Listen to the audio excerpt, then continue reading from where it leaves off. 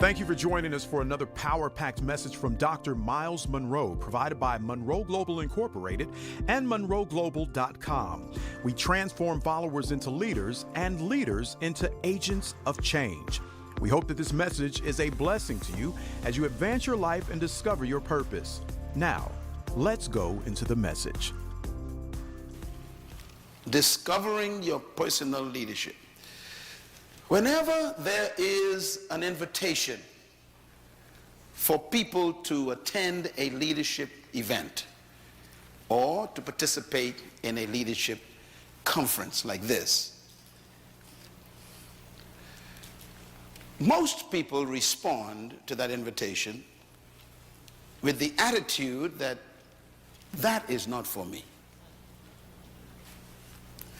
That response is proof that your culture has done an excellent job in canceling who you are. This place, for example, would have been filled to capacity if we had said, come to a miracle service.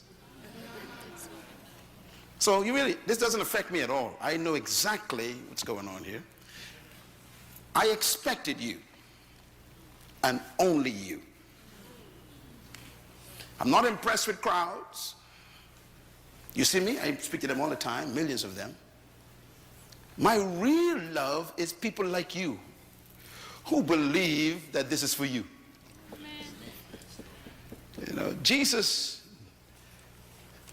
didn't like crowds.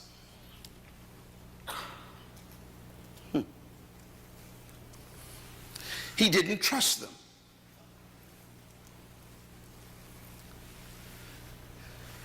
Because he understood the strategy for changing the world. And the strategy for changing the world is not large meetings or big events. It's small groups committed to intensive transformation. So he chose 12 people. Can you imagine someone who came to change the world only chose 12 people? And his only focus with them was on leadership development. He started with raw material, which means these 12 specimens had no formal training in leadership. What I thought was a good strategy that he used was he at least chose businessmen. I like business people. Religious people are problems. So the people he chose were business people and professional people. Like Matthew was an accountant. Luke was a doctor, a medical doctor. Peter, James, and John owned a fishing company. These were businessmen. And the number one business of that day was fishing in that village around Galilee. So these guys were owners of the top business industry. That's who he chose. Because he wanted to produce leaders. One time, his crowd grew too much. You all would remember that one day the people stayed with him for 3 days and they ran out of food. He decided it's my responsibility to make sure that they are fed before they go home. So we know the story. He worked a miracle, multiplied fish and bread, and he fed them. And the Bible says after that meeting was over, 70 joined him. 70. Can you imagine having 12 people and all of a sudden you grew by 70%? Now normally when you grow by 70% you are excited. Jesus was not. He was suspicious. Why? Because he understands big crowds. They are not interested in changing. They're interested in feeding. So he turned to the 70 and he asked them a question. Why do you follow me? That was the question. Now, normally, if you are a pastor, and your church grew by 70% in one day, you wouldn't ask that question. Matter of fact, you would say, thank you all for coming. But his suspicion was high. He said, why do you follow me? And then he answered the question for them. I know why you follow me. Is it not because of the fish and bread I fed you yesterday? See, there are people who just want miracles, but they don't want to change. And miracles never change people.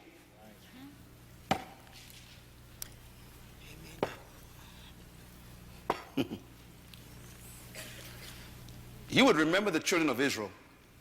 They saw more miracles than any of you could dream of. And in the end, they were still cursing God. And then Jesus tops it off by saying, if you seek for a miracle, you are a wicked and adulterous generation.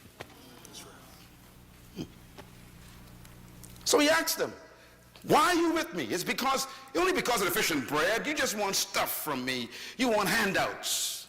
You people interested in changing the world. You just want welfare.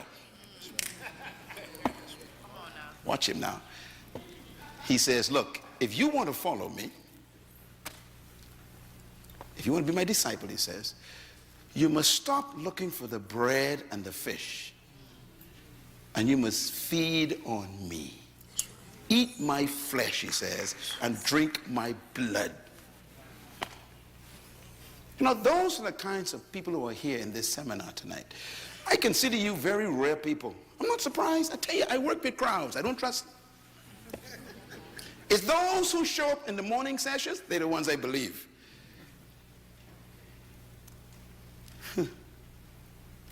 Those ones who come to the workshops, they're the real people. They're the ones who God will spend his time with and give them what they expected and more. The Bible says when the 70 heard this, I must eat your flesh and drink your blood, feed on you. It says, they said to each other, this is a hard saying. In other words, you are demanding too much. You want us to stay with you and look to you for our livelihood? It says, they forsook him and walked away. Could you imagine losing 70% of your members in one day? Sure, it can happen. But what intrigued me and impressed me is what he did after they left. It was a leadership act. Because he was training now these 12 guys, okay? So he turns to the 12, this text says, and asks them a question. Will you leave also? In other words, are you just like them?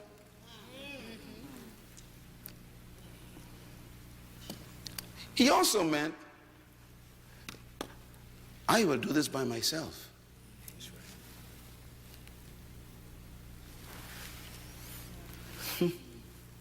By the way, that's one of the most important principles of leadership, you know.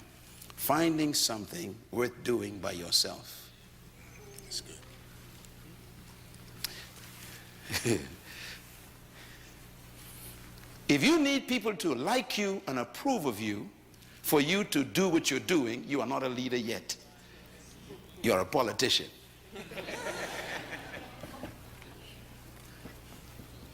He was willing to go alone. Peter spoke up and said, Master, Rabbi, which means master teacher. I'm going to paraphrase Peter, okay, a little bit. Peter probably said, we think you are crazy, Jesus. We too think you are a little bit weird, but you make sense to us. In you, he says, we have found the words that give us life or give our life meaning.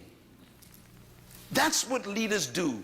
Leaders give people's lives meaning. That's why they follow you. People will follow you when they receive a sense of significance for their own lives.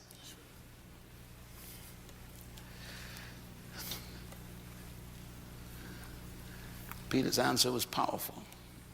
In you, we have found the words that give us life. Our business was doing great. You know, we have a company, but you have shown us that we could do more than just business. We can change the world. And that's why we're here in this seminar the next 2 days. I guarantee you, if you listen to me very carefully, the next 48 hours, you are going to be transformed as a person. But you got to listen. You got to feed on me just a little bit. Because what I'm teaching you is what I live. And it begins with discovering what I call your personal leadership. Leadership does not begin with people. It begins with you first. Let me give you a couple of things to write down, because I'm giving you what they never taught me in church. And that is, everyone is a leader. Pastors are afraid to say that because they don't want no competition in the pulpit. But leadership begins with how you think. So let me give you my philosophy of leadership that I had to discover for myself to become the person I am. Everyone was created to lead. Say that with me. Everyone was created to lead. Say it again. Everyone was created to lead. That's a tough statement. Most of you don't believe that statement. I understand it. I understand. Because I was the same way. Because when you read that statement, there is a contradiction in your mind right now. There's a battle going on. I know what the battle is. The battle is a question. If everyone was created to lead, then who's going to follow? And there's your battle. I'll give you another statement. Write this down. Trapped in every follower is a hidden leader. These are philosophical statements, but they are very important, because leadership begins with your belief. And your belief system determines your philosophy of life.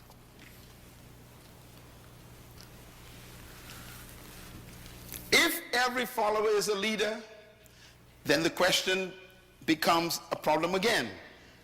What happens when they all become leaders? Who's going to follow?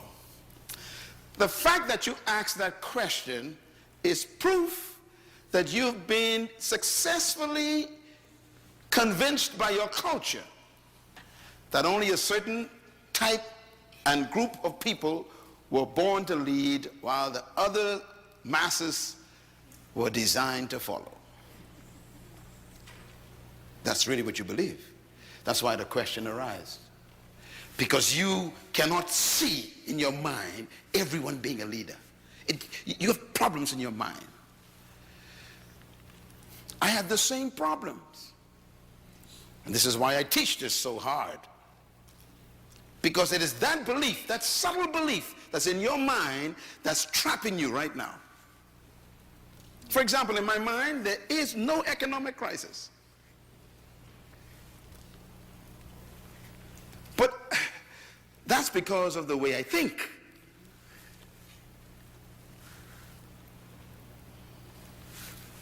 So your thinking is your life. I'll give you another statement to write down. You were created to lead and designed to dominate. Say that with me.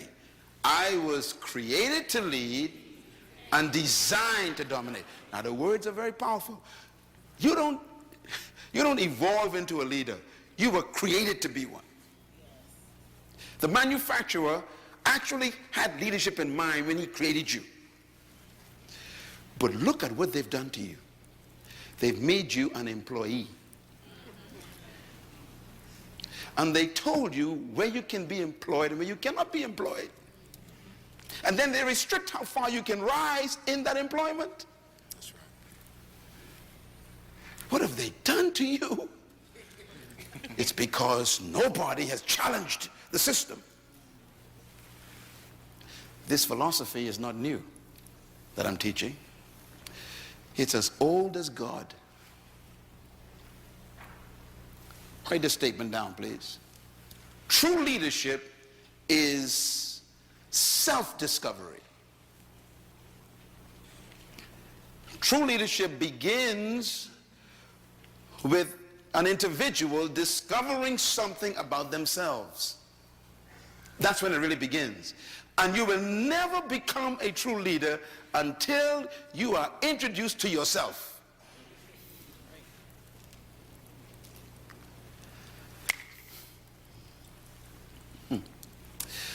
You know, if you were to study the leaders of history who really changed the world, beginning with people like Moses maybe, you know.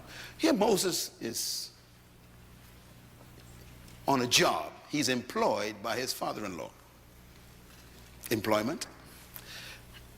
So he thinks he's a shepherd. You know, that's what I do. That's my job. And then he meets his manufacturer. The manufacturer says to him, you are the deliverer and the leader of 1 million people. You are also an author of the first 5 books of the Bible.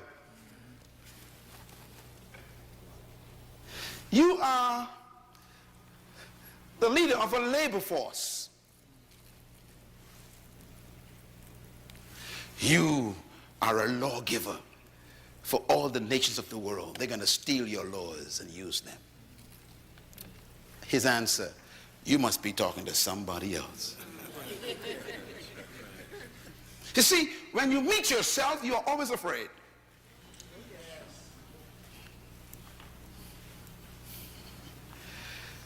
Most of you are afraid of yourself because yourself does not agree with who you've become.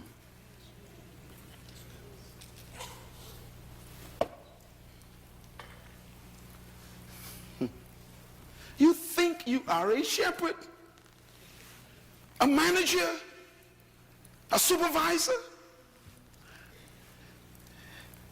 and your real self is the first prime minister of a country called Israel. And when I introduce myself to myself, myself says to myself, that's not me. And I argue for 3 weeks with myself.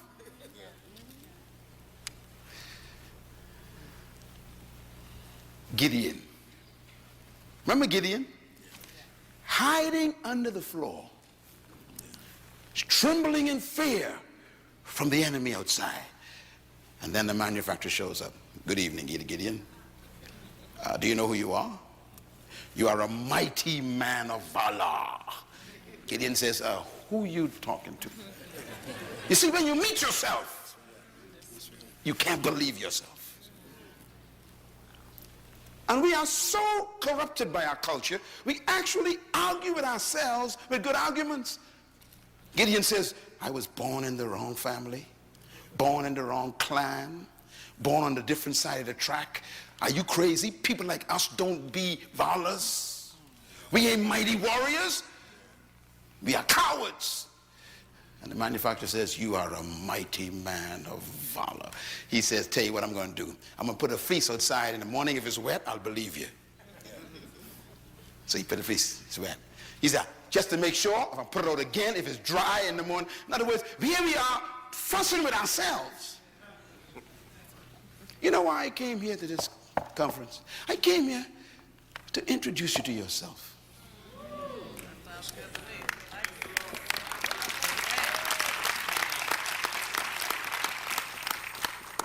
What you are doing is embarrassing to God. What you are proud of, he's ashamed of.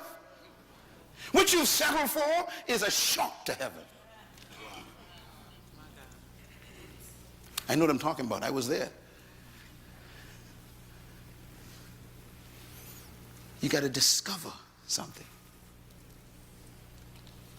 And that's where leadership begins.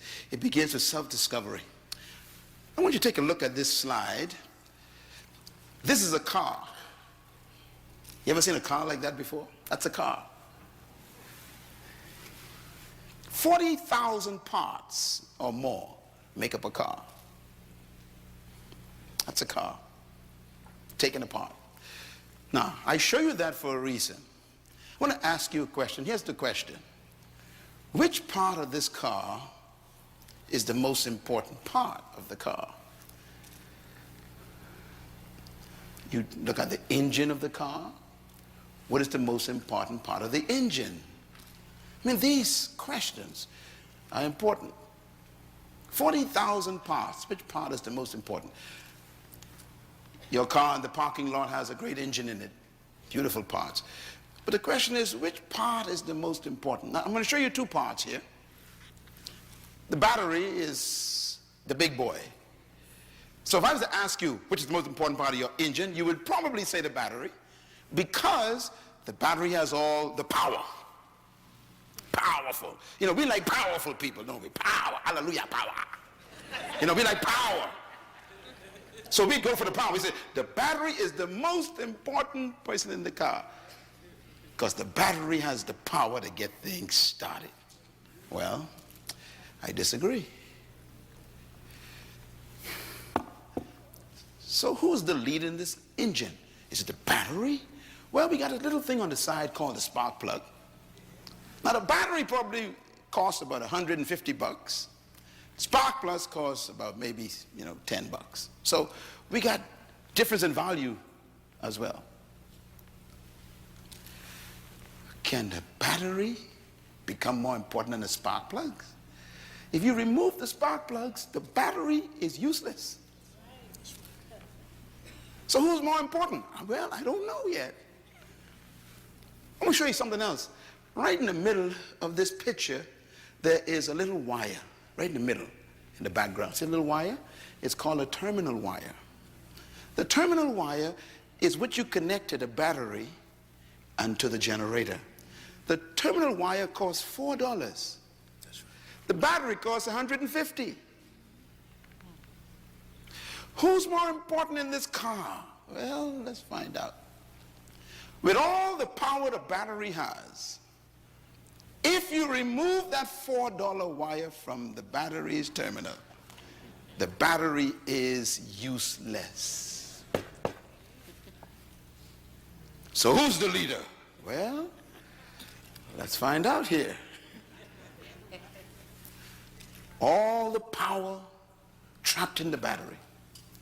The battery is useless to the car without a $4 wire.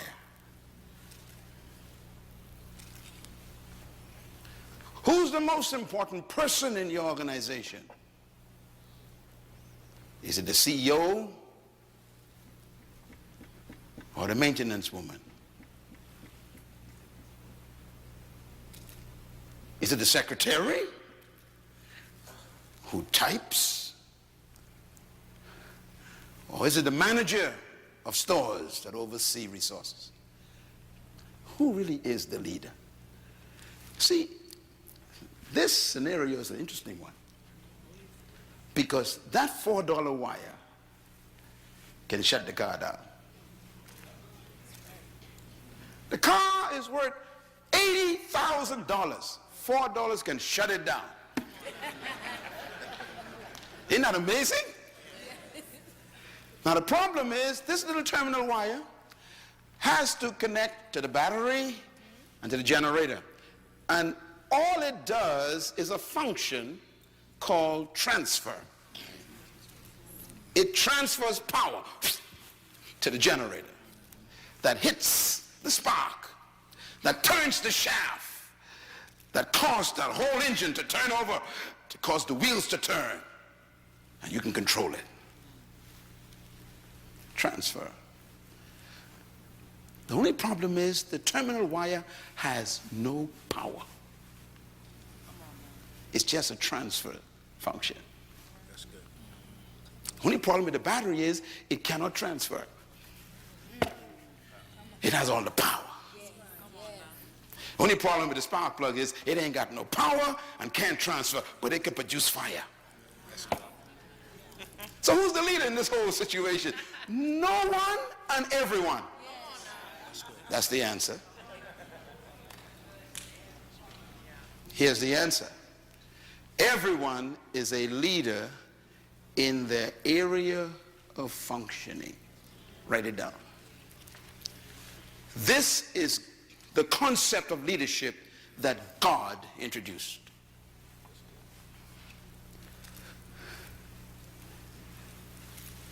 Every part of the car is a leader in its area of functioning. So we have to respect each part.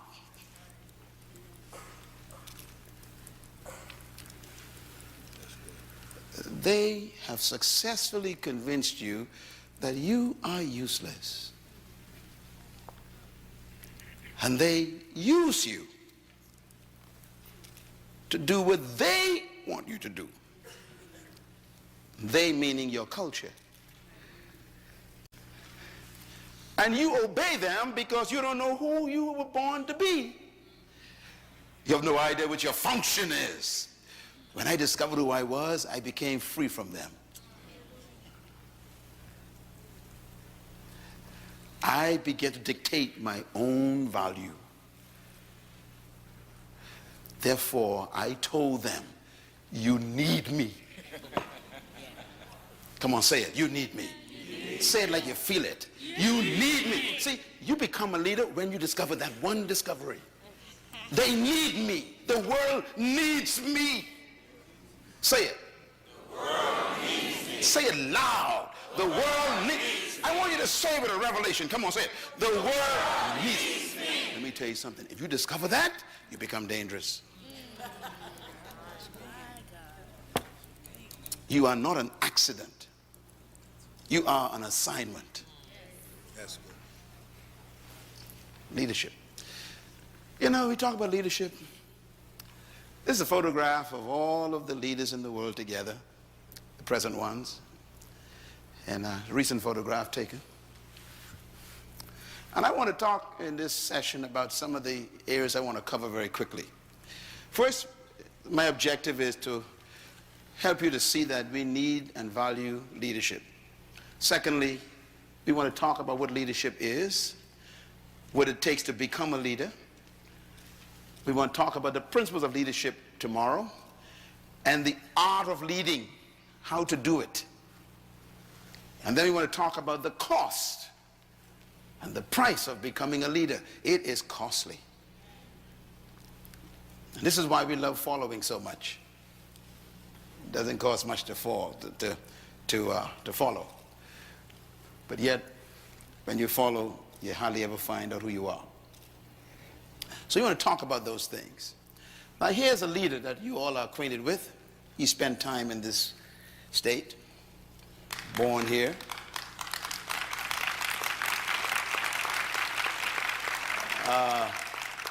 Walking through the airport of this state capital, they have his coat and tie. You'd wonder, why would someone want to put a man's coat on display in an airport? And we won't ever see your coat. I'm going to explain to you why, okay?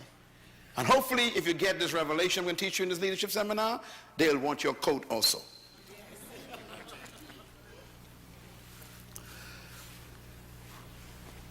Leadership is an amazing thing. First of all, here's why leadership is important. Write this down. Nothing happens without leadership. Nothing happens without leadership.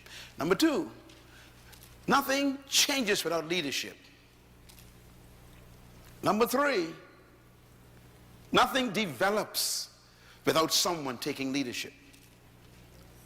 Number four, nothing improves in any situation without leadership.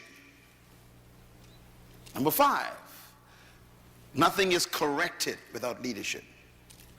If something is not right in an environment, someone has to emerge and take the leadership. Number 6, nothing advances without leadership. Number 7, nothing succeeds without leadership. Number 8 is a reminder. We are always being led by someone, whether we think so or not. So look at how important leadership is. It improves, it changes, it develops, it corrects, it advances, and it brings success in life.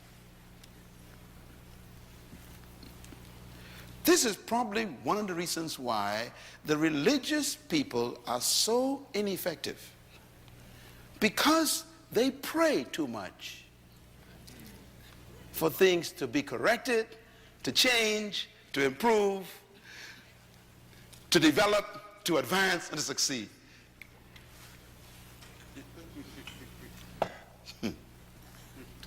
I think one day Rosa Parks decided to stop praying. That's all. What made her a leader? She just decided, no more prayer. I'm now going to be active.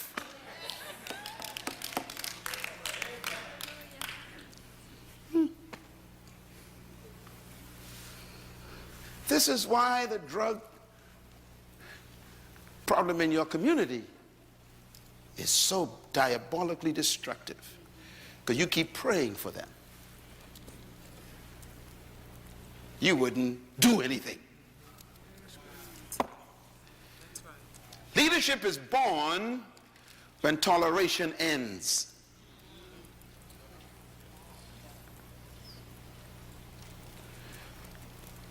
Why? Whatever you tolerate, you will never change. What did I say?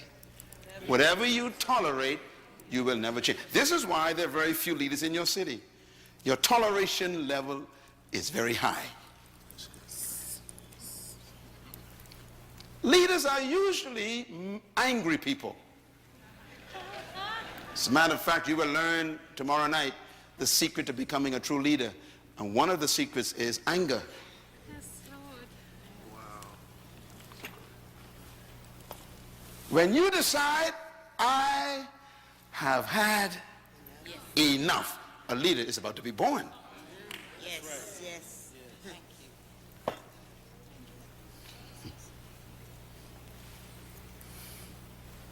Toleration is the graveyard of leaders.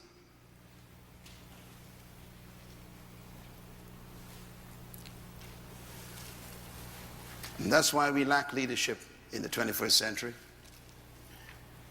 Everybody wants to be liked. Nobody wants to rock the boat. And that's why we're not leaders, because we want everyone to agree with us. So what we have is companies and churches and nations that are overmanaged and underled. Don't ever confuse a manager with a leader. No manager is a leader. But leaders are managers. What's the difference between a manager and a leader? In my book on the table called Becoming a Leader, make sure you read that book. It deals with this subject. But let me give you a hint. A manager maintains things. A leader changes everything. A manager follows policy. A leader creates policy. A manager keeps tradition. Leaders break it. Managers focus on the bottom line. How much is it going to cost? Leaders focus on the horizon. Let's do it. Yes. Managers focus on doing the right thing. Leaders are very unique. Managers are always focusing on doing things the right way, is what I'm saying. Leaders want to know whether we're doing the right thing.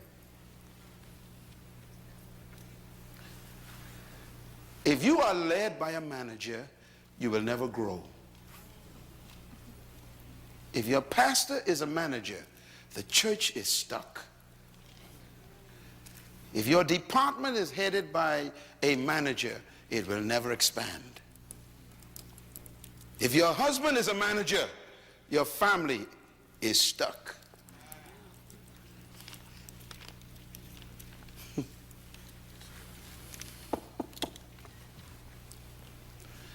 So we need managers, but we need leaders more than managers.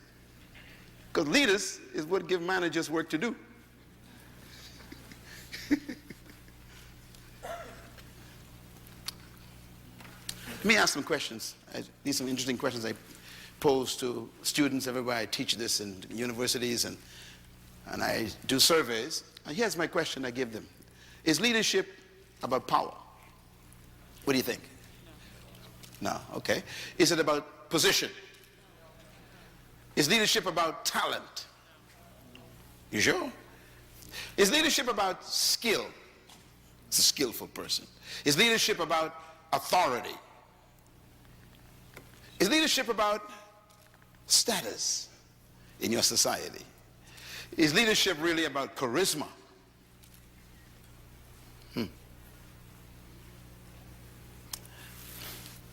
By the way, the word charisma is a Greek word. It's a very dangerous word. It's invented by the Greeks. Some of y'all call yourselves charismatics. Be careful. It's a Greek word. It means giftings of the gods, plural, gods.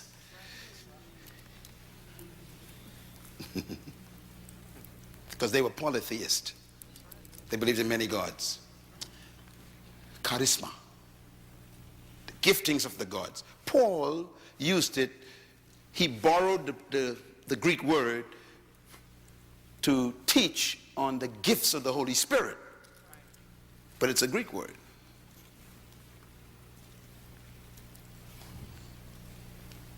Charisma.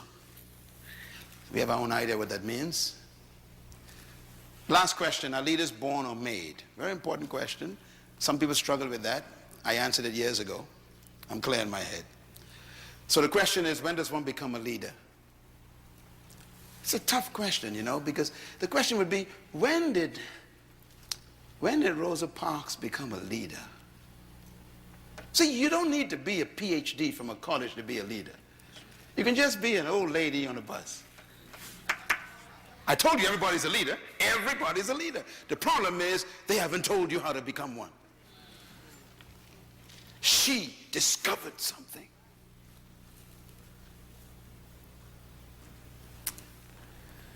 Don't die the way you are.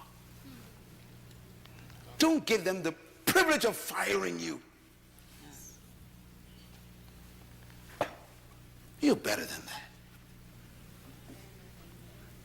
Don't let people terminate what you call a career.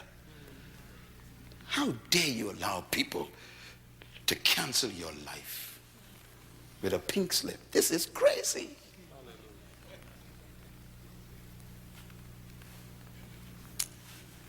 That's why we're here.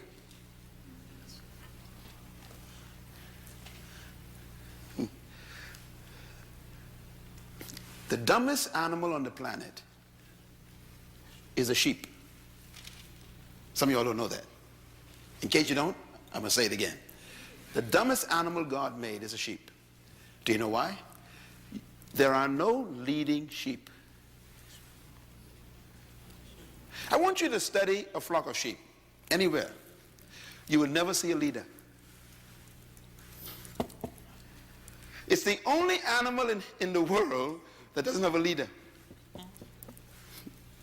Elephants have a leader. Bulls have a leader. You know, bees have a leader. Everyone except the sheep. If someone say you are a sheep, that's not a compliment. And religious people love the word. They love it. I am God's flock. That's not a compliment. Follow me. I'm going to show you how we are screwed up. Even in our theology has made us what we are. The sheep is the dumbest animal because he will follow anyone because he has no leader.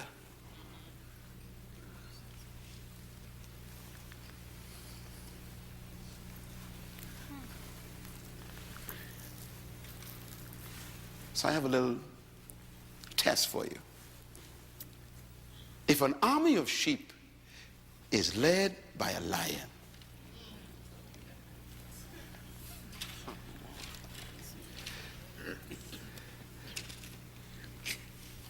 do you believe they will always defeat an army of lions if they are led by a sheep? And the answer is yes. An army of sheep led by a lion will defeat an army of lions if the lions are led by a sheep. What's the moral of this parable? Here it is. Write it down. Number one, leadership determines the quality of the followers. You know, a good leader can transform cowards into warriors. A good leader can transform frightened people into fearless people. Again, what a state to be teaching this principle. The state of Georgia. Years of oppression. And then a short little preacher became a lion. And he motivated frightened people to stand in the face of water hoses. He turned little girls into giants who could face dogs. I mean, this is leadership is so powerful. It can transform cowards. Here's what it means. Number two, leadership determines the mentality of the followers. This is how powerful leadership is. Leadership also determines the morality of the followers. Your morale and your morals can be transformed by the right kind of leader. Leadership also determines the attitude of the follower. In essence, leadership determines the commitment of the follower. That's why we need you. We need you to discover your leadership, because there are people in your city who are being abused by the system. And they need someone to emerge who will give them hope. Because leadership determines the destiny of followers. I couldn't say it any better than my own greatest leader of all time, the ultimate leader of life, when he said these words: if the blind lead, wow. If the blind lead the blind, he says, they both fall into the ditch, which means the leader determines the destination of the followers. That's how powerful leadership is. Let me tell you something about your life. You are exactly where someone led you.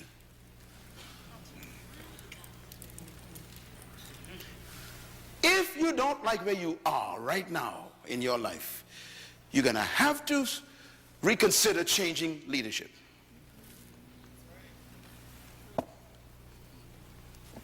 You know why I love this church?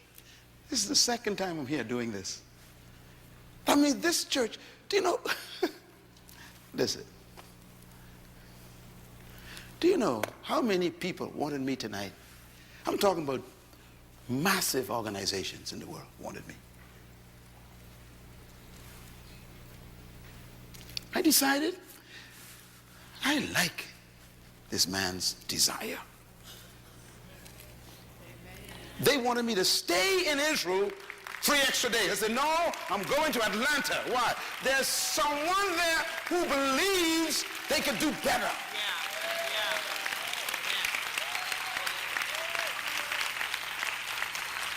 I I don't think the members of this church really know who their pastor is.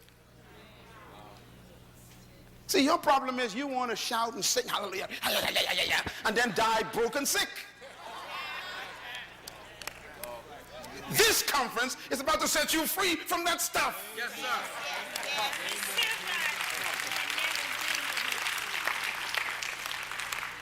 Makes me so sad. See people, having religious, feel all this emotional stuff. Because they are sheep. They just follow anybody. People come in town with a white suit, white Bible, white shoes. They run to that person. Just sheep. If the blind, what? Lead. You know what Jesus is just telling us? He's telling us it's possible for a person to be in charge with a title, with a position, with power, with influence, and still be blind. Don't ever be impressed with power. Don't be impressed with position. Ask the question, where we going? What's our destination? Because I might not want to go with you. Hello, somebody. See, that's how powerful leadership is. Leadership will lead you to their destiny.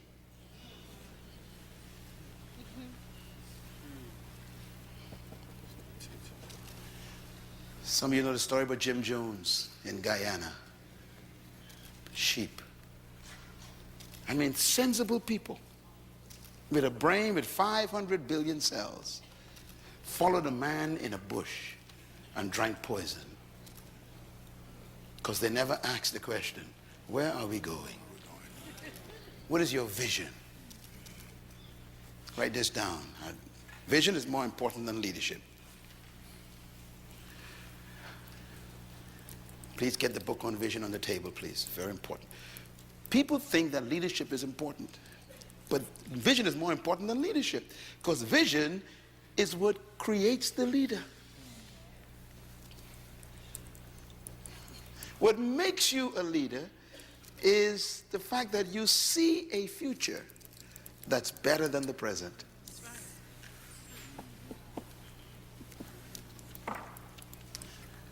So leadership is powerful. There are two animals that God identified himself with. Both of them are leaders. One is the eagle, the other is the lion. I always wondered why God did this. But he created them, so he knows their qualities and their character. I love them both. I always love eagles and lions. You come in my office, you see lions and eagles all over the place. In my home, lions, eagles all over the place. You know, in a couple of days we go to Africa. I told my planners down there, I got to go see the lions again. Every time I go, I got to spend time with my cousins. And I go and spend the whole day with them. My wife and them, with the lion, we go there, we spend time with them. Why? They remind me of me. They remind me of leadership. As a matter of fact, Jesus says he is the Lion of Judah. Not the puppy or the dog. The Lion of Judah. Not the monkey or the raccoon. The lion. God identified himself as a lion. You better study the lion. Because he rules the universe, you know. God identified with a lion and he rules the universe. That means the lion has some qualities that he wants you to study. Here's some of the lion that's very strange. Number one, the lion is not the tallest animal in the jungle. He's not the strongest. He's not the biggest. He is not the most powerful. And he's not the most intelligent. And yet he's the leader. Tell your neighbor there's hope for you.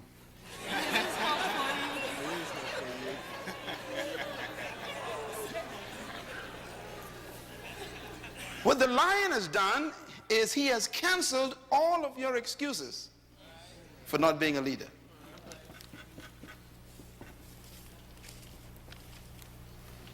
The color of his mane and his skin doesn't inhibit him from being a leader.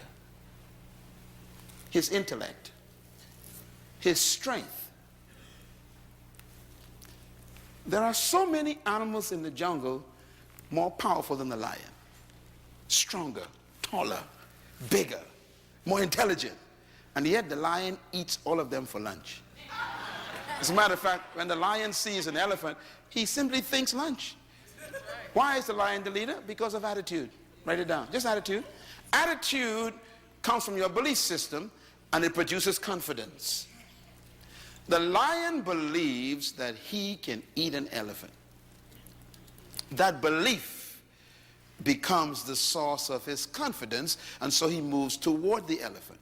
The elephant is 50 times more powerful, 100 times bigger, 80 times more intelligent, 60% more powerful, and yet the lion eats him for lunch. Why? Because the lion's attitude reduces that elephant to a meal. This is why he's the leader. Leadership is 80% mentality, attitude, and 20% skill. And this is why skillful people work for those with the right attitude.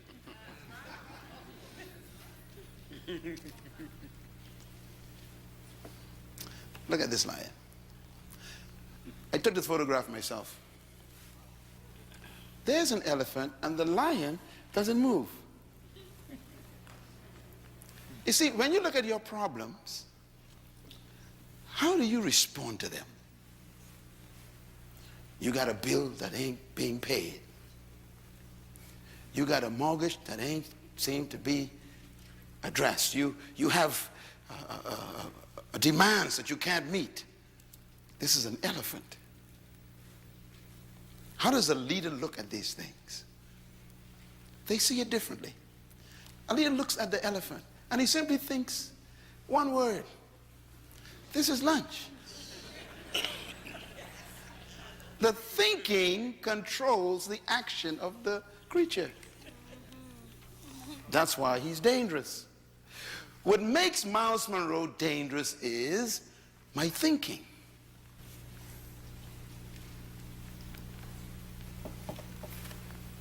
If I tell you my story, you will know that I am a miracle mentally. I wasn't always like this.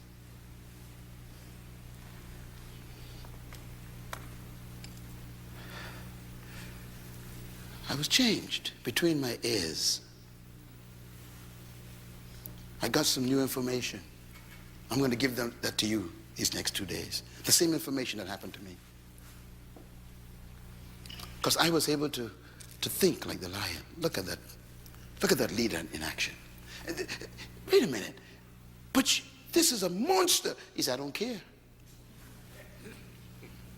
A leader is fearless because of knowledge. There's something the leader knows that makes them fearless. So leadership doesn't get its power from its muscle. It gets its power from its belief. You will never be a leader until I can change the way you believe. Because your belief system produces your philosophy. So leaders don't see through their eyes, they see through their belief. Huh? Your eyes say that's an elephant. Your belief says that's lunch. So if you see through your belief, instead of running away from him, you run toward him. So leaders respond based on their belief system. So to a leader, life is simply what you believe it is. How do you get to think like that? I'm going to show you right now. Because I'm setting you up for tomorrow morning, okay? I want you to really make sure you're here, because this is more important than keeping a job. As a matter of fact, your job is not your work. Your job is what they pay you to do. Your work is what you were born to do. You will never become successful from your job. And your job, you know, ain't permanent. So you can't trust that. You need to find your work. Your job is your skill. Your work is your gift. You can learn a skill, but you're born with your gift, and they can't take that from you. If they fire you, your gift goes with you. That's why I am unemployable. Why? I've been deployed. And I came here for you to deploy yourself. If you deploy yourself, there'll never be a crisis anymore in your life. No more economic crisis to those who deploy themselves.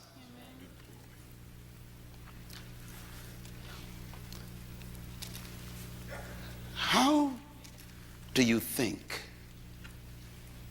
And how do you get to think the way you think? And what made you think what you think right now? Where'd you get this attitude from that you have? The history that created you is still with you.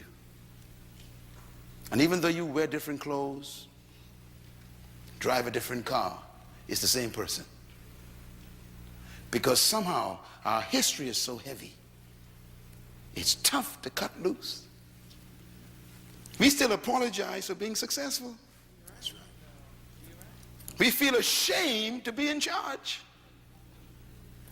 It's amazing. See, when you still carry your history, you are afraid of success.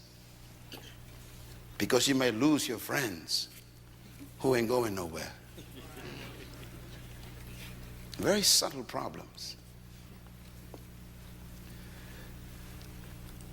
Your attitude is so powerful. It creates your atmosphere. It also is a source of your natural lifestyle. And if you're going to change your life, you got to change your attitude. Now here's the bottom line. Write this down. Your belief system is the source of your attitude. I know you came and you're thinking, Dr. Munroe, tell us 10 principles of leadership. No, that's not what you need first. You need to change the way you think first.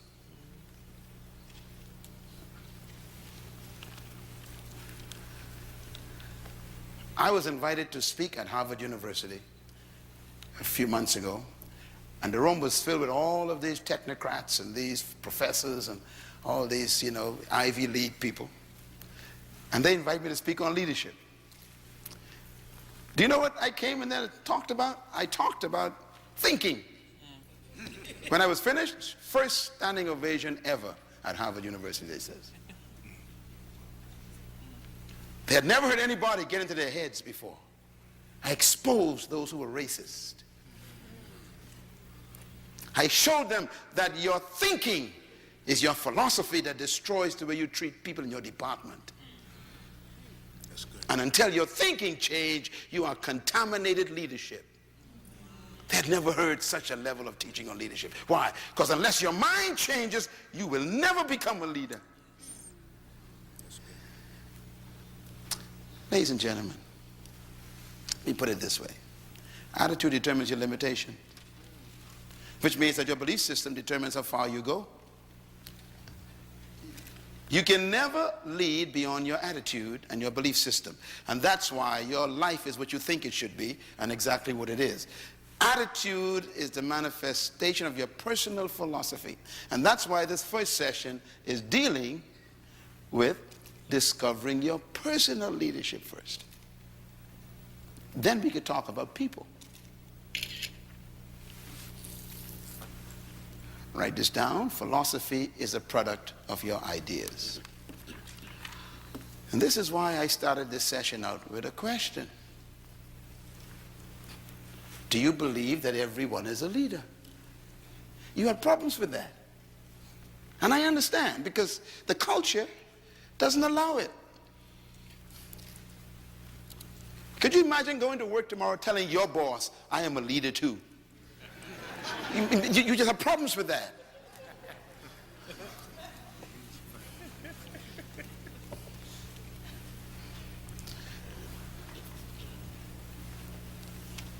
People tell me, they have a PhD in physics, and I laugh at them. I say, really? So what does that mean?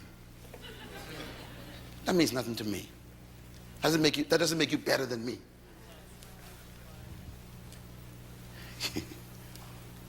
Your education doesn't change your human value. We are still equal. as humans. And I do know some things you don't know. So we got to be careful. Our philosophy, our ideas is the source of our philosophy.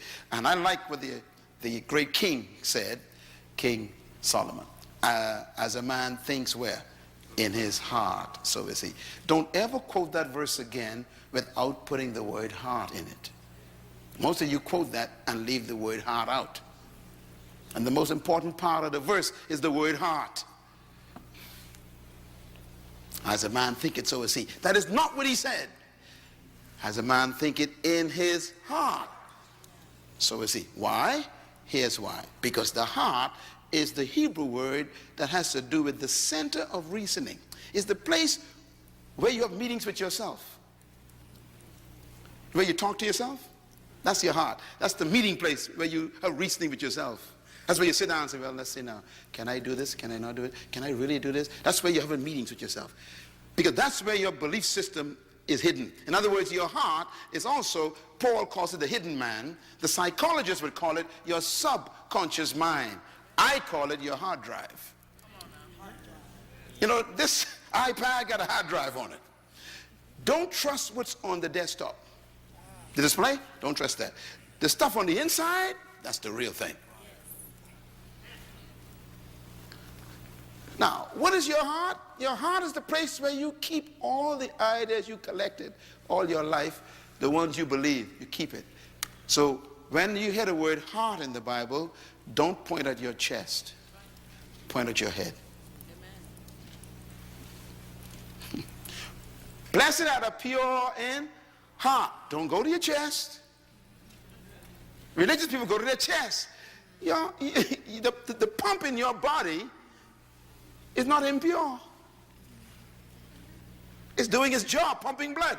So, blessed are the pure in heart. It ain't nothing to do with your pump. It has to do with your mind. Are your thoughts pure? Are you thinking with purity?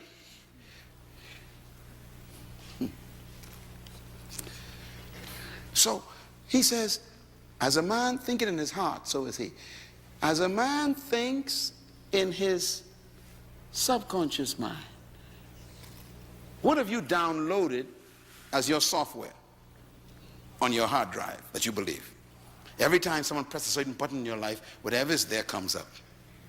For example, there's some of you black people in this room, when a white man comes into your department, you become very nervous. And when a black man comes, you act like you don't care. In other words, there's something in your heart, your hard drive still got some problems. There's some viruses. You're sick.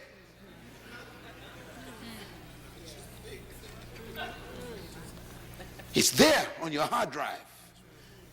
40 years of struggle and you're still there.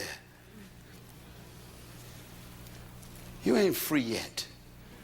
You just delivered. That's right. Come on, that's good. Deliverance is when you leave Egypt and enter the wilderness. Freedom is when Egypt leaves your mind. So stop telling people you're free. You are still in the wilderness. And notice what God did in the wilderness, eh? He kept them going around in circles.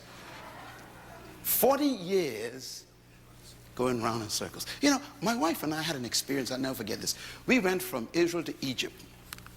And, you know, we were going to visit Egypt for the first time. And this years ago we went there. We've been there a couple of times. And, man, the aircraft took off. And I'm getting excited. I'm going to see Egypt. I'm going to see Pharaoh, you know, remains of the, you know, these all this stuff. Get excited. And before I could get excited, they said, we're about to land. Fasten your seatbelts. I said, wait a minute. We just took off. And the flight attendant says, yes, we're landing. I said, well, we just left. She said, yes, but we're landing. Ah. I said, what are you talking about? It's only been 20 minutes. She said, yes, we are in Egypt. 20 minutes. We are in Egypt. I said, what are we doing in Egypt already? She says, Cairo is only 20 minutes away. No, you didn't hear what I just said. Okay, let me explain it to you. It took Moses them 40 years to go from Egypt to Israel, where I was. 20 minutes. So when we got to Egypt, right, they picked us up, took us to our hotel, checked us in, and then our first tour guide, came to get us, and we boarded the bus, and we're going out to the pyramids. On our way out there, I became very intrigued. So I asked the driver, I said, excuse me, sir, how far is Israel from here? He said, oh, it depends on how you go, he says. I said, well, explain it to me. He said, well, from Cairo to Israel, Jerusalem, if you walk, it's about 40 days.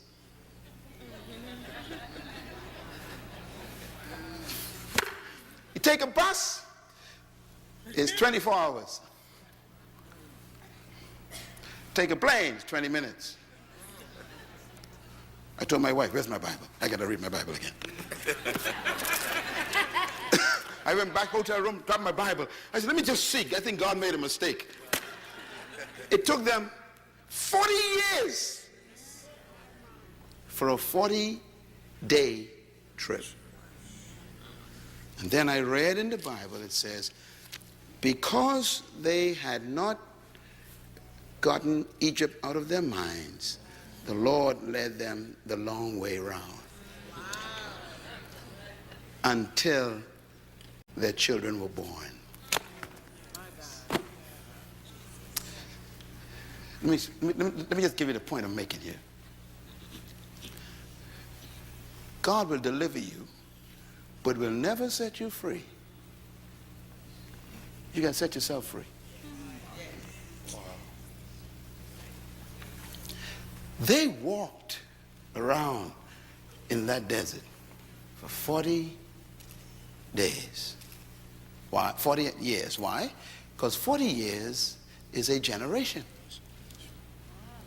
What was God doing? He was waiting for 40 years until he got what they were carrying in their loins. The next generation. When the kids came up, God killed them all. Killed all the parents. By the Bible says God allowed none of them to go into the promised land. Why? Because they were still thinking about onions instead of milk and garlic instead of honey. They didn't change their thinking.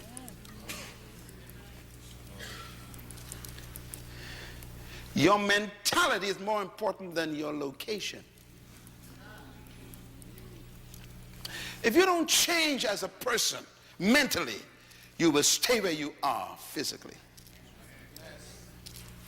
So God killed them all. Only 2 left. And those 2 were born in the desert.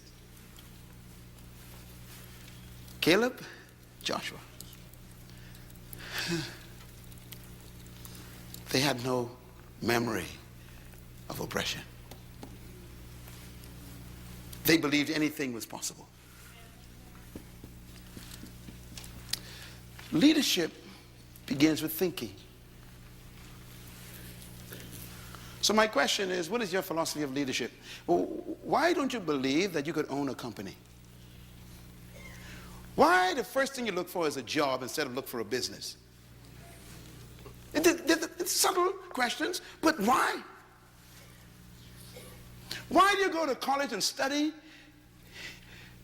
an area that guarantees employment rather than guarantees deployment? Because your hard drive is stuck.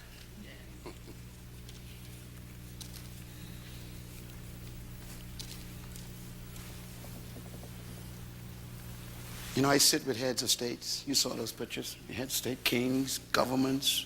I work with them all the time. And most of the folks who run countries are sick just like you. They don't know what to do with the country. Power doesn't make you smart. It exposes your ignorance.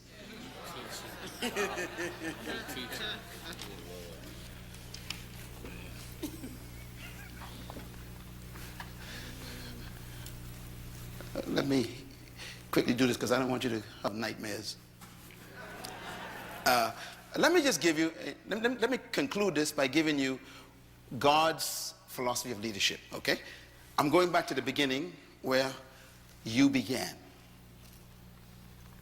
Genesis chapter 1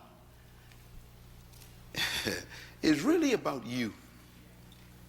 Verse 26 says, then God said, let us make a species called man in our own image, according to our likeness.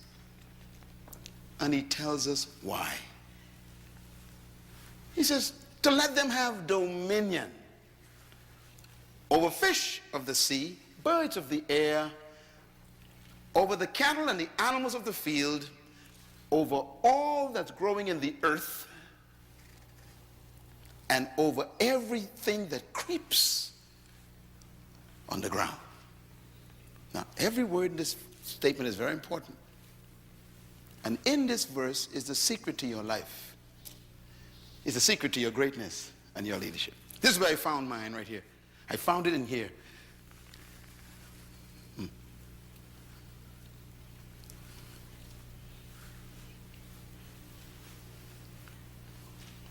I'm just going to say this. I hate to talk about these things, but I'll just say it. In a lot of my contracts with governments, they pay me $5,000 an hour. Could you imagine? You work for 10 hours, 3 days. Okay, I used to sleep on the floor with roaches. I am from a family of 11 children.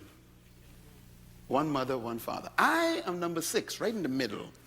We were born in a wooden house on 4 big rocks in a small, low-income, poor area called Bainstown in the Bahamas, in an island 7 miles wide.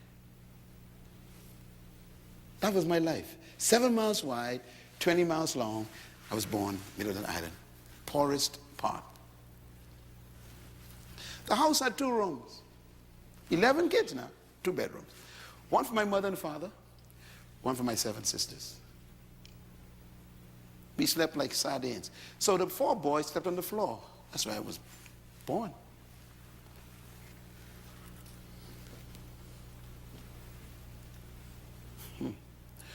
One chicken for 11 kids. The neck was delicacy. Listen, this is my life. 1 pair of shoes for the whole year. If it sprung a hole, I had to put cardboard in it. I remember sleeping with roaches running over my body. I remember waking up in the morning with blotches, blood. I was scratching the mosquitoes that were trapped under the dirty sheet on that mat on the floor. I remember looking up at the ceiling and seeing the stars through it and buckets to catch the water from the rain. Don't talk to me about poverty. And my father was a Baptist pastor. And I went to church 3 or 4 times a week, and I slept with roaches. Don't tell me about religion. So when I talk to you from this position I'm talking to, I'm telling you what worked for me.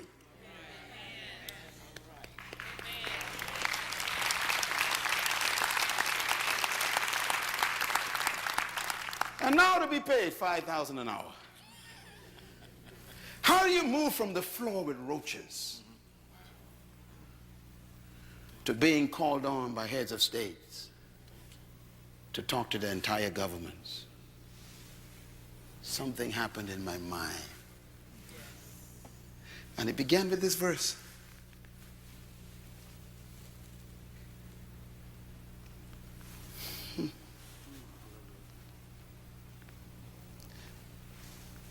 Let us make man. The word man here is the word ish. I-S-H, write it down in Hebrew, ish. It's a plural word, which means that God wasn't making a person, he was making a species. All of us is called man. For example, we call all dogs, dogs. We call all cats, cats. God called all of us man. Man is the designation of the whole species. It comes in 2 models, male and female. But it's all man. And then he says, I want to make this particular product in my own image. Write the word image down. See, this stuff is important. This is what set me free. The word image doesn't mean to look like. The Hebrew word means characteristics. Characteristics. Let them have the same characteristics, qualities of God. No Baptist pastor told me that. My father couldn't teach me that. He didn't know it. I had to find it for myself. I have God's character. Wow. What a discovery for a little boy sleeping on the floor. I am just like my father, God. Oh, my mind was changing. You know, we had teachers from Europe because we were oppressed by the British, you know. We were bought there as slaves years ago. My great-grandfather was a slave, you know. And so the British people, man, they told us that we were half-breed monkeys. They were very clear. They said, you are not fully humans. They told us this in class. One of them said to me, you are retarded. Your brain is maldeveloped. You are not able to be educated. All you can do is music and dancing. And that's why they still believe that today right here in this city. All your people do is dance and music. Why don't you run the economy?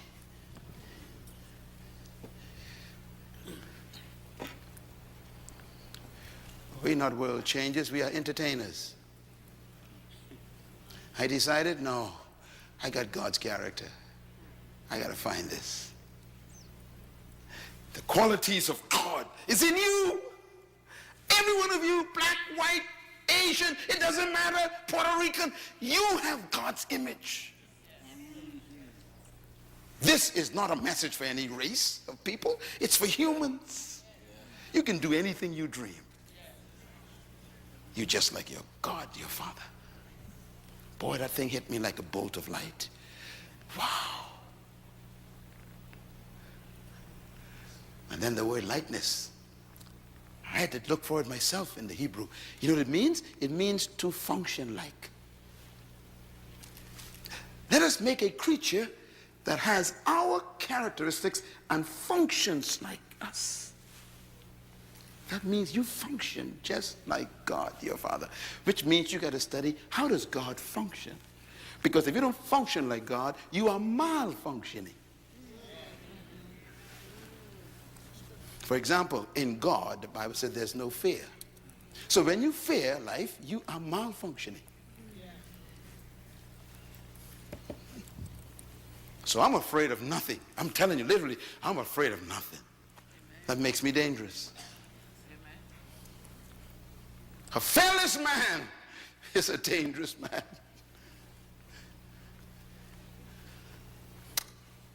I'm not afraid of death. And that's the highest threat you can give me. And I'm not afraid of death. And you'll find that all true leaders have no fear of death. As a matter of fact, they have an affair with death.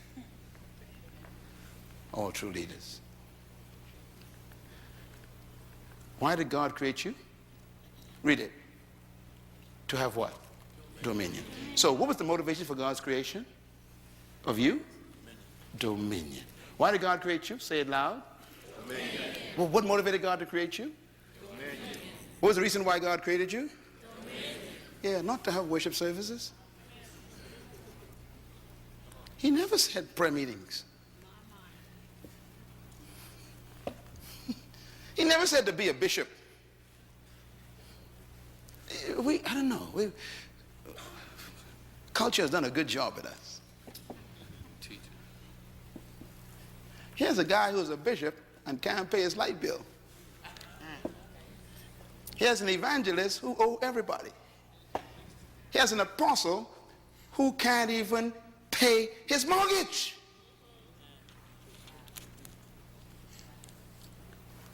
Something's wrong with this.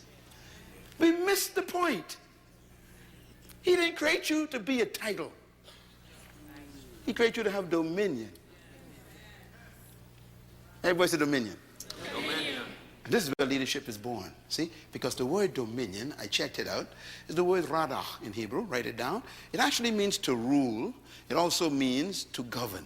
It means to master, to manage resources. It means to control things. It means to have sovereign authority. It actually means to lead. Please buy this CD and listen to it a few times. Get this in your spirit. That is why you were created. To be a ruler, a governor, a manager, a controller, an authority, and a leader. Now, here's why I changed. Here's why I changed. When I discovered this, I had to discover the second principle. I'm going to give it to you.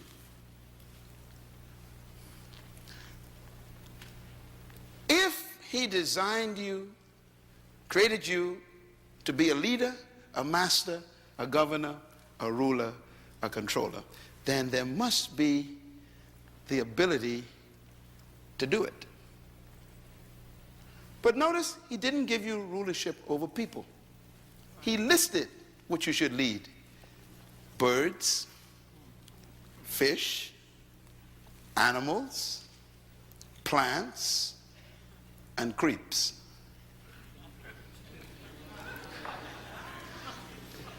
This is very important.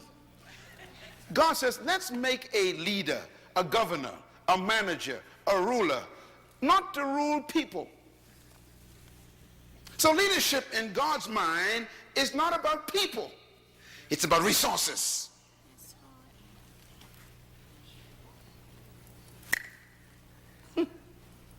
You've been taught he who has no one following is simply taking a walk. That's what the Chinese taught you. Jesus disagrees. He said, you are a leader whether someone is following you or not, as long as you are fulfilling the management of resources through your gift. But you see, it's the way it works. Here's the way it works. I'm sure it works. First, let me give you this is the secret. Whatever a manufacturer demands, he builds into the product. Write that down. This is what changed me from the floor.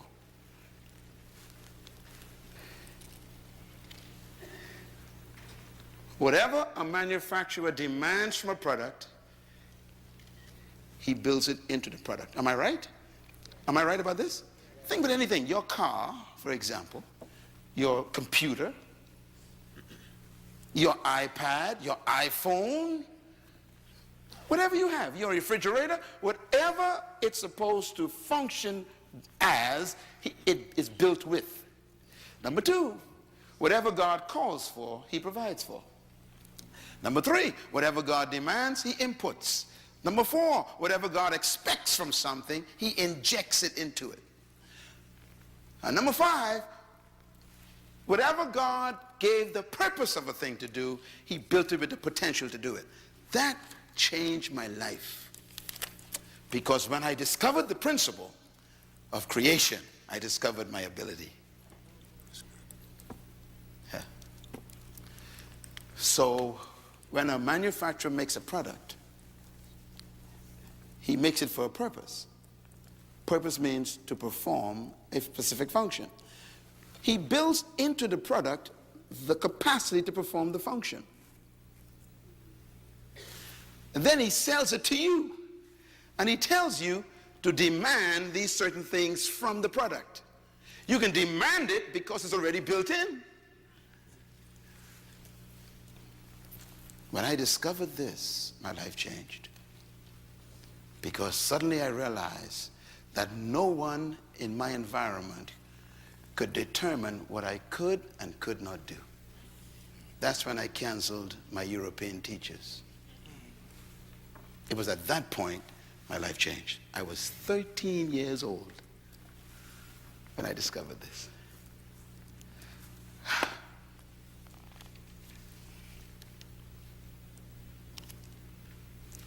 I want to show you something. Give you an illustration. If God created you to dominate, then the capacity to dominate is in you. Do you get the principle? Okay, so whatever you were born to do is built in. So here's what I want you to take a look at then. Conception does not guarantee manifestation. Now what I mean by that is, a bird and a fish were created by God. The fish was created to do what? Swim. So fish do not attend swimming lessons. I know it sounds simple, but it's very important. Why? Because swim is built into the fish. Why? Because God demanded the fish to swim. So he put the ability in it. Birds were designed by God to fly. So birds don't attend flight school. Flight is built in. I like this one. Seeds.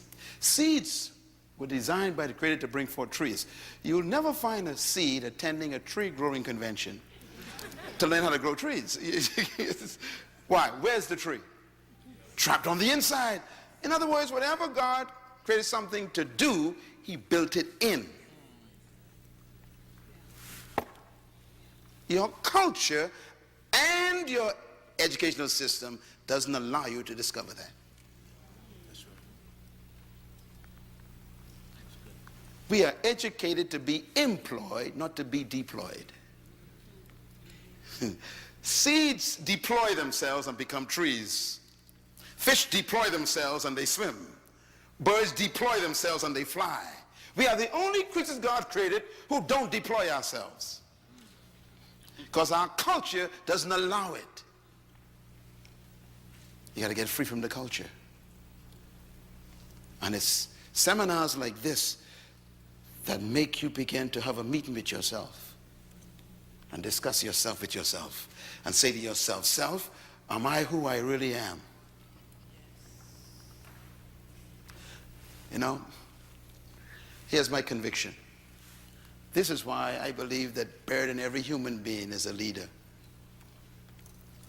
trapped by an erroneous philosophy that you were born to follow. Let us make man to have what? Dominion. To govern, to rule, to lead, control. Which means that somewhere inside of you is a ruler, a controller, a leader, a dominator. Somewhere in there. Because he would not have demanded it if he didn't inject it. Which means that your ability is determined by your responsibility. Your potential is designed by your purpose. Your potential is equal to what you were born to do. The best example I can give you is this car. Look at this car. All cars have what they call a speedometer. Am I right? Well, here's an old one, old Chevy. Now, if you look at the numbers have up to 160 miles per hour this car can travel. All of your cars have that kind of registration, sometimes 200, 180. Everybody got that, right? Okay. Now, when you bought the car, that was on the car. You bought the car with it. It was on it, 180 miles per hour. I'm getting ready to go, okay. I'm so excited. Okay, so you bought this car, you brought it home, and the manufacturer says this car can travel 180 miles per hour. How can the manufacturer put that on there? What makes him so sure that this vehicle could travel 180? That's the first question. The second question is, have you ever traveled 180 in that car? No. Let me tell you how stupid our philosophy of our countries are. We sell a car that could travel 180 and put a sign up 50 miles per hour. It's amazing, it's crazy. I don't understand it. I have no idea how they got this idea. I don't know where it comes from. But it tells you the nature of your culture. Don't try it. They give the company permission to build the capacity, but restricts your ability to use it. And you never thought about that. And that's the way they think about you.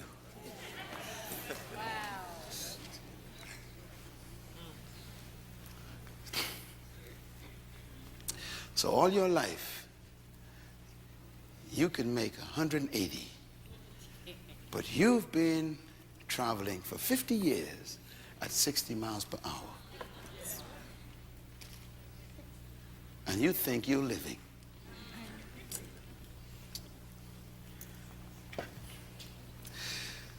The capacity is present.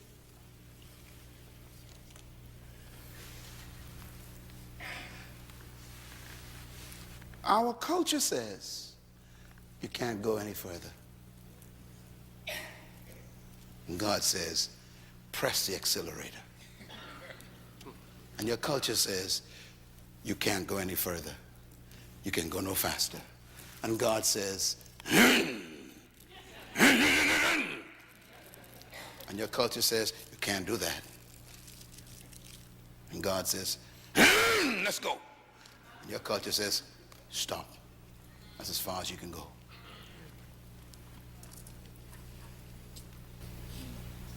You got to make a decision tonight, see? You have God's ability. And man puts up the signs.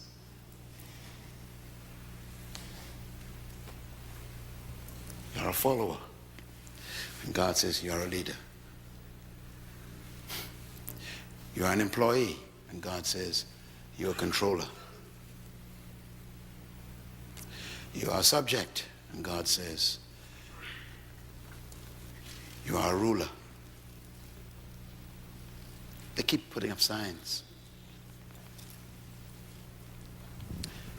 One day, I was in Germany. My wife and I spent 6 months in Germany.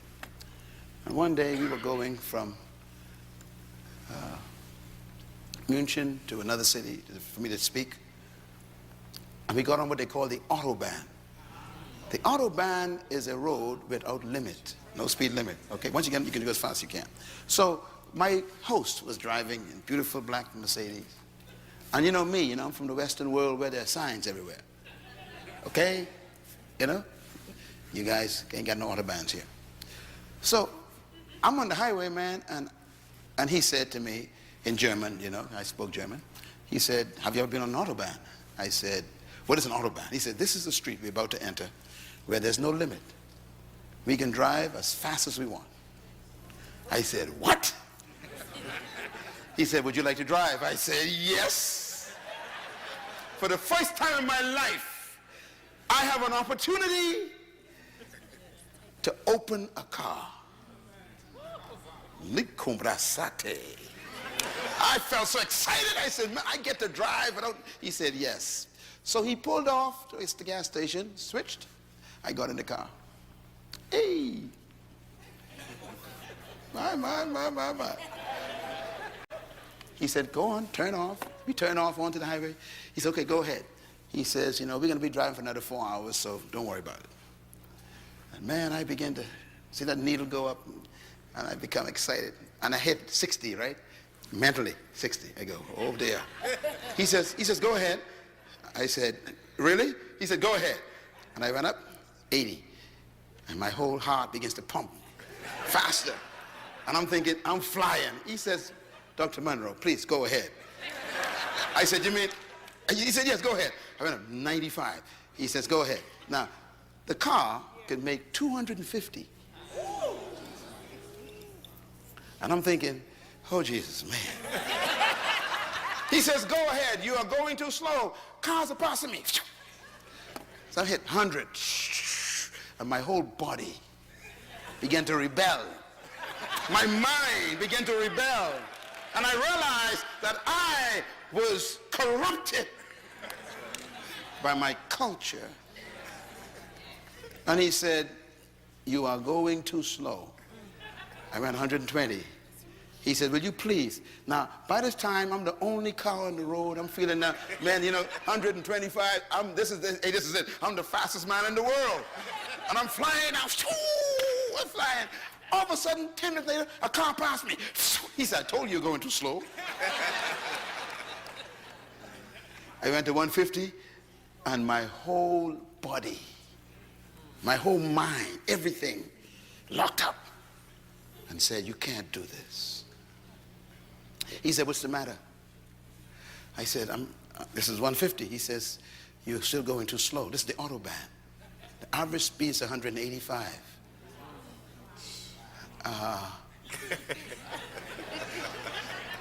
He said, do you still want to drive or you want to pull over? I said, I'm going to try to drive. And at 170, there was a barrier broken in my mind. I never forgot that to this day. 170. Something happened to me, and I realized there was life after 170.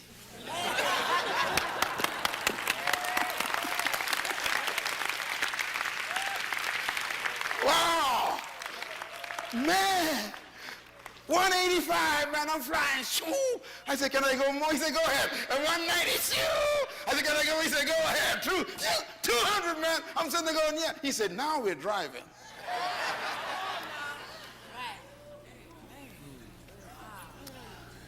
My life has changed that day. No more barriers in my life. There was a point where I had to break it. That's why you're here this week. I'm going to take you to that point.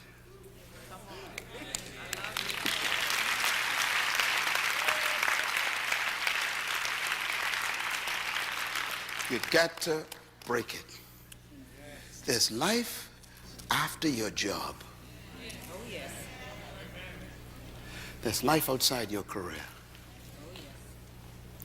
There's life beyond the pulpit. Don't let the pastorate become your cage. There's life beyond your employment. You gotta break it. You're a leader. I call it unreleased potential. Driving at 50 with a car of 150. See, you think you're doing well until someone passes you. I thought I was doing well.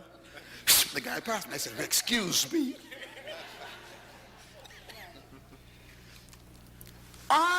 Tonight, I am the German sitting in the passenger seat. That's who I am for you right now. And I'm here to tell you, go for it. Go a little faster. Break it. That's who I am. I'm the guy sitting on the passenger side saying, you're going too slow. You could do better than this. You're a leader. I hope that this first night will cause you to think about your own limitations. Because that's you. The Creator is the only manufacturer I know who hides a man inside a boy. He hides a woman in a girl. He doesn't create women. He hides them. He doesn't create men. He hides them. I wonder who's trapped in you. I wonder if we'll ever meet you. I guess the graveyard will get it.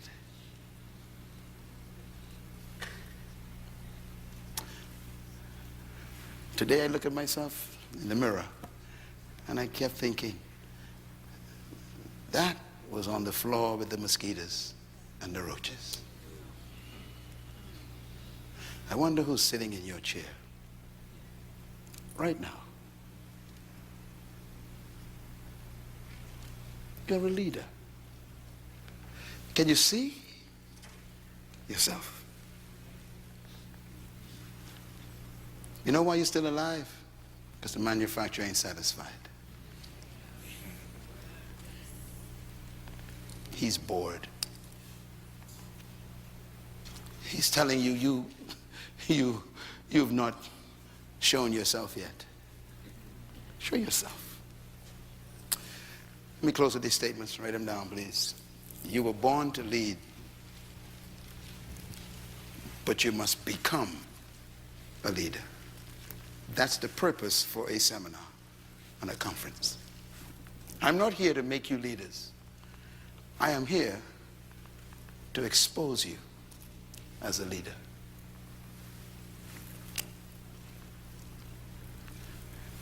A seed is a tree, but it must become the tree. And that's the way you are right now. You are a great woman, an awesome man, but you must become. It is my passion, my hope, my anger that no human being die until they are manifested.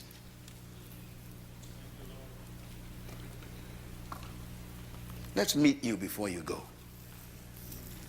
Let the world see who you really are before you leave us. Show us yourself. Show yourself.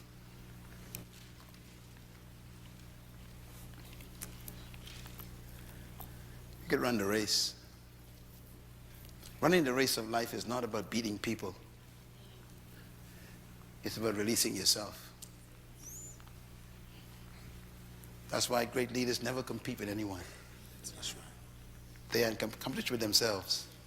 They try to see how much of themselves they can release tomorrow. It's leadership. I will never compete with you. I'm too original.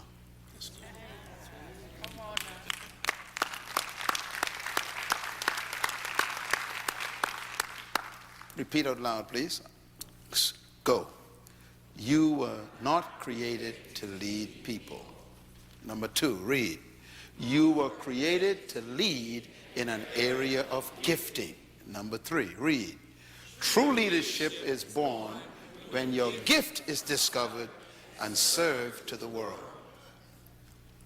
Number 4, read.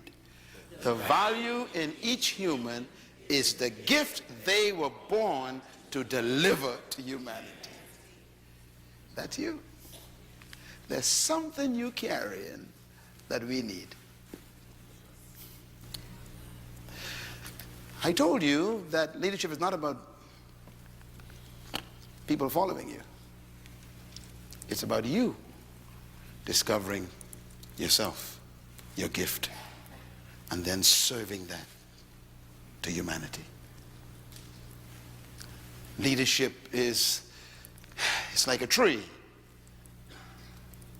You know, a seed becoming a tree and then bearing its fruit. You will never find a fruit tree bringing its fruit to you.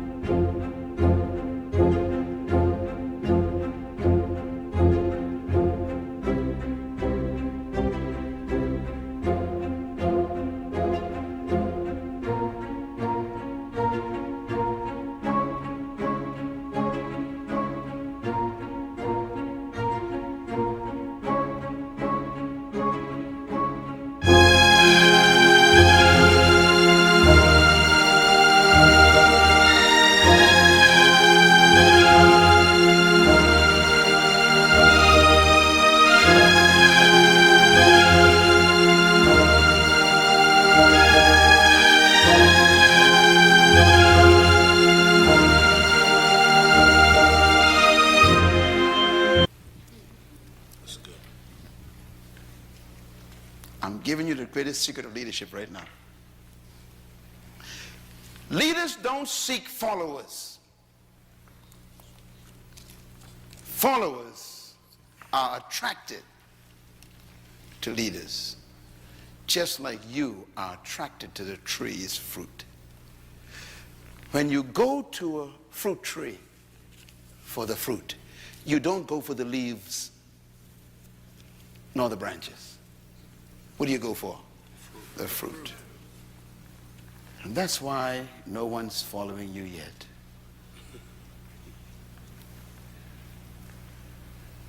Because you're not manifesting your gift. Before I leave this city, by tomorrow night, I'm going to help you find your gift. Because when you find your gift, they will find you. And then they'll pay you for it. They will follow you for your gift.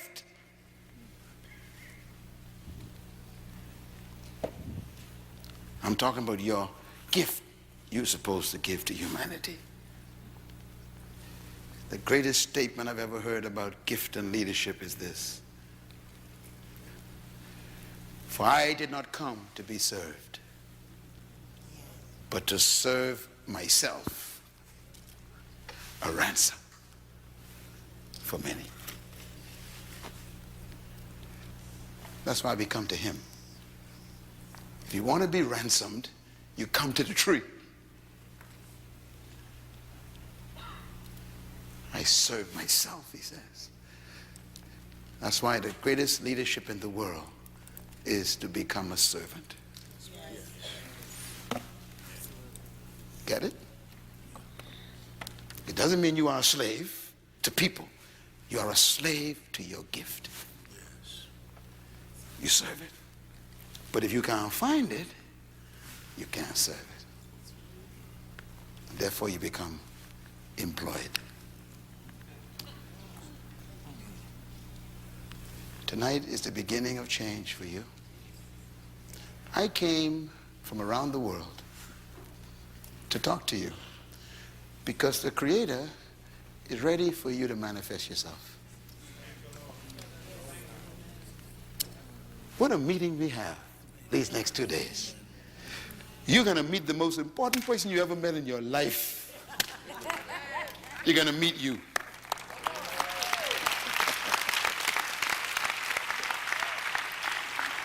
Thank you once again for listening to this message, as we hope that it has been a blessing to you. Our goal is to show you new paths and opportunities so that you can discover your purpose. It is your love, support, and partnership that makes Munroe Global possible. Please visit us online at www.munroeglobal.com for more product, partnership, or to join us at one of our live events around the world.